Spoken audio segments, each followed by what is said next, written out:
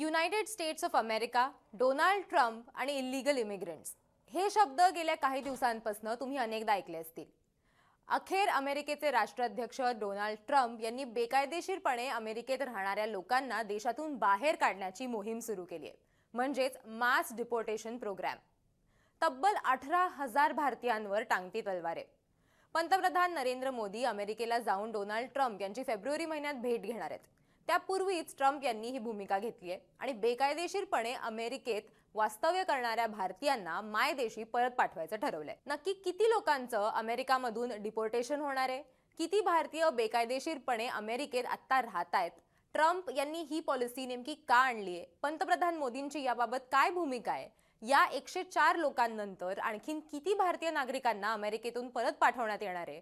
नक्की कोणाला कोणाला काय आणि कुठल्या कारणांमुळे डिपोर्ट केलं जातंय? आणि आता इतर अमेरिकेत राहणाऱ्या भारतीय लोकांनी सुद्धा अमेरिकेतून बाहेर पडण्याचा विचार करावा का? या सगळ्या प्रश्नांची उत्तरं या व्हिडिओतून जाणून घेऊयात. नमस्कार, मी देवयानी आणि तुम्ही बघताय मुंबई तक. बुधवारी म्हणजे 5 तारखेला टेक्सासमधील सॅन अँटोनियो इथून C-17 अमेरिकन लष्करी विमान निघालं आणि दुपारी 2 वाजता श्री गुरु रामदासजी आंतरराष्ट्रीय विमानतळावरती उतरलं, म्हणजेच अमृतसरमध्ये. 79 पुरुष आणि 25 महिला अशा 104 भारतीय नागरिक या विमानात होते. हे नागरिक भारतात पोहोचले त्यावेळी पोलीस आणि नागरी प्रशासनाचे अधिकारी एअरपोर्टवर उपस्थित होते. US एम्बसीचे एक प्रतिनिधी देखील विमानतळावर होते. हे 104 जण नक्की भारतातल्या कुठल्या भागातील आहेत? तर 104 बेकायदेशीर स्थलांतरितांपैकी 33 जण हे हरियाणा आणि गुजरातचे आहेत, 30 जण हे पंजाबचे आहेत, महाराष्ट्र आणि उत्तर प्रदेशचे प्रत्येकी 3 आणि चंदीगडचे 2 होते. 20 जानेवारी 2025 ला डोनाल्ड ट्रम्प यांनी अमेरिकेचे नवे राष्ट्राध्यक्ष म्हणून व्हाईट हाऊसचा ताबा घेतला. आपण राष्ट्राध्यक्ष झालो तर अमेरिकेच्या इमिग्रेशन पॉलिसीज म्हणजेच दुसऱ्या देशातून अमेरिकेत येणाऱ्यांसाठीचे नियम आणखीन कठोर करू, असं ट्रम्प यांनी त्यांच्या प्रचारात अनेकदा सांगितलं. यासाठी कितीही खर्च झाला तरीही चालेल, मात्र हे केलं जाणार असं त्यांनी सांगितलं. आणि आता तब्बल 18,000 भारतीयांवर अमेरिकेतून परत पाठवलं जाण्याची म्हणजेच डिपोर्टेशनची टांगती तलवार आहे. हा 18,000 हा आकडा नेमका आला कसा? तर अमेरिकेच्या इमिग्रेशन अँड कस्टम एन्फोर्समेंटने अशा 1.5 मिलियन म्हणजेच साधारण 15 लाख बेकायदेशीर स्थलांतरितांची यादी काढली आणि यामध्ये तब्बल 18,000 भारतीय आहेत. सूत्रांनी दिलेल्या माहितीनुसार आणि समाज माध्यमांवरतीच्या बातम्या आल्या आहेत त्याप्रमाणे बहुतेक हद्दपार केलेल्या व्यक्तींना अमेरिका मेक्सिको सीमेवर पकडण्यात आलं. ज्या लोकांना अमेरिकेनं हद्दपार केलं ते भारतात गुन्हेगार नाहीत, त्यांनी देश सोडण्यासाठी कायदेशीर मार्ग वापरला असेल, पण अमेरिकेत त्यांनी बेकायदेशीर म्हणजेच डॉंकी मार्गाने प्रवेश करण्याचा प्रयत्न केला असेल, असं या सूत्रांनी सांगितलं. हा डॉंकी रूट काय आहे ते आपण काही वेळात बघूयात, पण या लोकांनी भारतीय कायद्यांचं उल्लंघन केलेलं नसल्यामुळे त्यांना अटक होण्याचा कुठलंही कारण नाही किंवा त्यांना अटक होणार नाही. सूत्रांनी असंही म्हटलेलं आहे की जर त्यांचे पासपोर्ट्स उपलब्ध नसतील तर बायोमेट्रिकचा वापर करून त्यांची ओळख पटवता येईल. प्यू रिसर्च सेंटरच्या आकडेवारीनुसार भारतातील अंदाजे 7,25,000 बेकायदेशीर स्थलांतरित अमेरिकेत राहतात. मेक्सिको आणि एल सॅल्वाडोर नंतर सर्वात जास्त जर कोणी इलिगल इमिग्रंट्स जर अमेरिकेमध्ये राहत असतील तर ते भारतातले असून भारत 3ऱ्या स्थानावर आहे. पेंटागॉननं एल पासो, टेक्सास आणि सॅन दिएगो, कॅलिफोर्निया इथे अमेरिकन अधिकाऱ्यांनी ताब्यात घेतलेल्या 5,000हून अधिक स्थलांतरितांना परत पाठवण्यासाठी विमानं सुरू केली आहेत. आतापर्यंत लष्करी विमानांनी ग्वातेमाला, पेरू आणि होंडुरास इथे स्थलांतरितांना नेलंय. आता या सगळ्याबाबत भारताची नेमकी भूमिका काय आहे? भारतानं एका अर्थी असं सांगितलेलं आहे की आमचा याला पाठिंबा आहे आणि अशा अनधिकृत पद्धतीनं अमेरिकेत आलेल्या लोकांना तुम्ही डिपोर्ट केलं तर आम्ही त्यांना पुन्हा भारतात प्रवेश देऊ. आता प्रश्न असा आहे की ट्रम्प यांनी अचानक हे करायला का सुरुवात केली आणि इल्लीगल इमिग्रंट्स म्हणजे नेमकं काय आणि ते अमेरिकेत पोहोचतात तरी कसे? ट्रम्प यांनी कायम त्यांची भूमिका याबाबत स्पष्ट ठेवली आहे. निवडणुकीवेळी देखील त्यांनी विविध भाषणांमध्ये त्यांच्या इल्लीगल इमिग्रंट्स बद्दल वक्तव्य केलं. तसंच कायदेशीर पद्धतीनं येणाऱ्या लोकांवर देखील काही प्रमाणात नियंत्रण आणण्याचा त्यांचा प्रयत्न आहे. For the first time in history, we are locating and loading illegal aliens into military aircraft and flying them back to the places from which they came. We are respected again after years of laughing at us like we are stupid people, असं सुद्धा Trump म्हणाले होते. ते या illegal इमिग्रंट्सला animals असा सुद्धा त्यांचा अनेकदा त्यांनी त्यांच्या भाषणांमध्ये उल्लेख केलाय. इल्लीगल इमिग्रंट्स म्हणजे नेमकं कोण? तर एखाद्या देशात बेकायदेशीरपणे किंवा विना कागदपत्र राहणं किंवा बेकायदेशीर पद्धतीनं त्या देशात प्रवेश करणं याला इल्लीगल इमिग्रेशन असं म्हणतात. प्रत्येक देशाच्या इमिग्रेशन पॉलिसीज असतात, तुम्हाला त्याच्यासाठी विविध प्रकारचे विजाज असतात, ते तुम्हाला घ्यावे लागतात. पासपोर्ट, तुमचे सगळे डॉक्युमेंट्स किंवा तुम्ही जिथे काम करत असता तिथली कागदपत्र, हे सगळं तुम्हाला लागतं आणि तेव्हाच तुम्हाला एका वेगळ्या देशात प्रवेश करता येतो.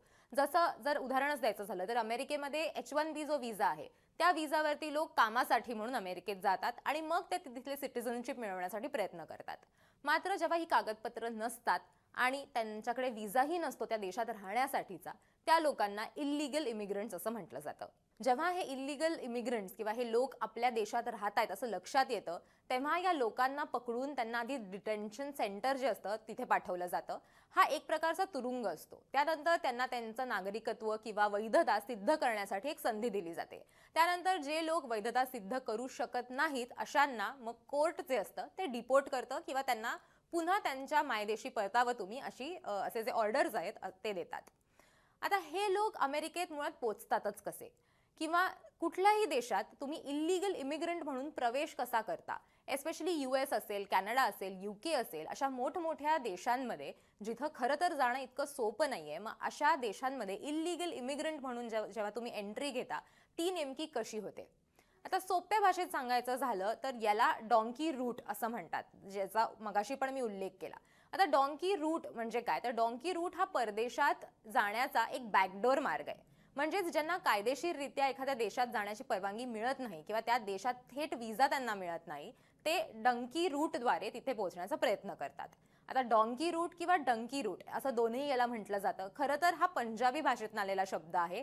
डंकी हा खरं तर तो पंजाबी शब्द आहे. स्वतःच्या देशातून कोणत्याही कागदपत्रांशिवाय बेकायदेशीरपणे बाहेर पडून दुसऱ्या देशात प्रवेश करण्याच्या या मार्गालाच डॉन्की रूट असं म्हटलं जातं. आधी पंजाब, हरियाणामधून अशा पद्धतीनं अमेरिकेला जाण्याचं लोकांचं प्रमाण जास्त होतं, पण अलीकडच्या काळात गुजरातमधूनही लोकांनी डॉन्की रूटचा वापर केल्याची माहिती आहे. लॅटिन अमेरिकेतल्या एल साल्वाडोर, गयाना, इक्वेडोर अशा देशांमध्ये जाणं भारतीय नागरिकांसाठी तसं सोपं आहे. यापैकी अनेक देश भारतीयांना व्हिसा ऑन अरायव्हल देतात, म्हणजे जेव्हा तुम्ही तिथे पोहोचता त्यानंतर तुम्हाला व्हिसा इश्यू केला जातो. ब्राझील, व्हेनेझुएला, कोलंबिया या देशांची सुद्धा व्हिसा मिळवण्याची प्रक्रिया तुलनेनं सोपी आहे.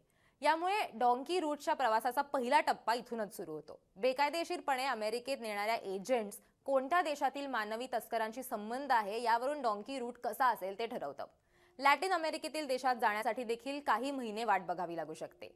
एकदा या देशांमध्ये पोहोचल्यानंतर एजंट्स तुम्हाला तिथून कोलंबियाला पोहोचवतात. कोलंबियाचं नाव एरवी तुम्हाला तिथल्या ड्रग्जसाठी किंवा तिथे ड्रग्ज जे वापरले जातात त्याच्यासाठी तुम्हाला माहिती असेल.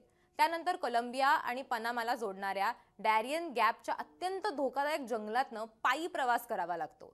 हे जंगल पार करण्यासाठी 7 ते 8 दिवस लागतात. तिथे जंगली प्राण्यांचा धोका असतो. या प्रवासादरम्यान एकही गाव लागत नाही आणि सगळ्यात महत्त्वाचं म्हणजे ज्या गुन्हेगारी टोळ्या तुम्हाला घेऊन जातात त्याही अत्यंत धोकादायक असतात. ज्या लोकांना या जंगलाचा प्रवास टाळायचा असेल ते जास्त पैसे खर्च करून थेट मेक्सिकोला पोहोचतात. मेक्सिको आणि अमेरिकेदरम्यान सुमारे 3140 किलोमीटर इतका जो प्रवास आहे किंवा इतकी लांब एक सीमारेषा जी आहे ती पसरलेली आहे आणि तिथून अमेरिकेत जाणं तुलनेनं सोपं आहे. पण हे सगळं करण्यासाठी लाखो रुपयांचा खर्च जो आहे तो या सगळ्यांना करावा लागतो. आणि याच कारणामुळे ट्रम्प जे आहेत, डोनाल्ड ट्रम्प यांनी आता निर्णय घेतलेला आहे की त्यांच्या देशामध्ये जे इल्लीगल इमिग्रंट्स राहत आहेत त्या सगळ्यांचं डिपोर्टेशन करायचं. म्हणजे कोर्टाकडून त्यांना जी एक संधी मिळू शकते अमेरिकेमध्ये राहण्याची ती सुद्धा त्यांना मिळू नये. त्याच्यामुळे डोनाल्ड ट्रम्प हे आता पटापट पावलं उचलतायत आणि या इल्लीगल इमिग्रंट्सला आपल्या देशातनं आपल्याला कसं काढता येईल आणि कसं त्यांना त्यांच्या स्वतःच्या देशात पुन्हा पाठवता येईल याच्यासाठी पावलं उचलतायत. आणि याच्यामध्येच आता भारतीय सुद्धा आहेत. पहिली बॅच जी आहे किंवा पहिले जे 104 भारतीय आहेत जे इल्लीगल इमिग्रंट म्हणून अमेरिकेमध्ये राहत होते त्यांना एका विमानामध्ये बसवून आता भारतात पुन्हा पाठवलेलं आहे. ते विमान भारतात आलेलं आहे. याच्यामध्ये जे 104 लोक आहेत याच्यातले कोणी आधीच गुन्हेगार होते का, त्यांच्यावरती कुठले गुन्हे होते का, या सगळ्याचा तपास करून मग त्यांना भारतात राहता येणार आहे. मात्र एक लक्षात घेणं खूप गरजेचं आहे की डोनाल्ड ट्रम्प आणि पंतप्रधान नरेंद्र मोदी यांचे जे संबंध आहेत ते बऱ्यापैकी चांगले आहेत असं म्हटलं जातं. आणि आता पंतप्रधान नरेंद्र मोदी हे अमेरिकेला जाऊन डोनाल्ड ट्रम्प यांची भेट सुद्धा घेणार आहेत. जसं एका अर्थी भारतात आपण बघतोय की सध्या बांगलादेशी असतील, बांगलादेशी रोहिंग्या असतील, यांचं जसं डिपोर्टेशन करायचं सरकार म्हणतंय किंवा यांना जसं इलिगल इमिग्रंट घोषित करण्यात आलेलं आहे आणि त्यांना जसं आपण भारतातनं बाहेर काढण्याचा आपल्या सरकारचा प्रयत्न आहे, तसाच प्रयत्न हा डोनाल्ड ट्रम्प यांच्याकडनं करण्यात येतोय. मात्र त्यांच्याकडे विविध देशांमधले हे लोक आहेत जे इलिगल इमिग्रंट्स म्हणून राहत असतात. या सगळ्याचा भारताला फटका बसेल का? डॉन्की रूट याबद्दल तुम्हाला माहिती होतं का? या सगळ्या प्रकरणावर तुमचं मत काय आहे ते तुम्ही आम्हाला कमेंट करून नक्की सांगा. त्याचबरोबर असेच व्हिडिओज बघण्यासाठी मुंबई तक बघत राहा.